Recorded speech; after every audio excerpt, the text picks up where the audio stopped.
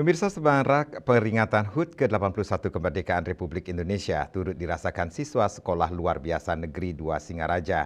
Beragam perlombaan digelar dengan menyesuaikan kemampuan dan kebutuhan siswa berkebutuhan khusus.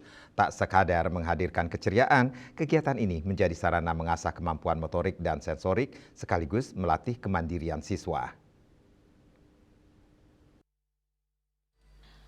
Keceriaan terlihat dari wajah siswa Sekolah Luar Biasa Negeri 2 Singaraja saat mengikuti berbagai perlombaan menyambut HUT ke-81 Kemerdekaan Republik Indonesia.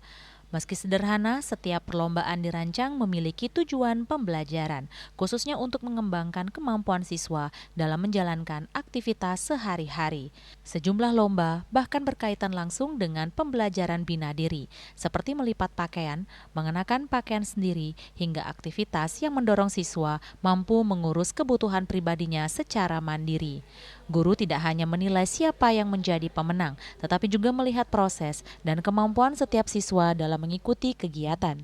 Sementara lomba makan kerupuk menjadi sarana melatih koordinasi gerak, kebersamaan, serta sportivitas siswa. Yang ketiga, memakai baju dan langsung mengancingkan baju itu. Dan juga yang terakhir, untuk anak-anak kelas SMP dan SMA itu ada tambahannya, namanya memakai sepatu.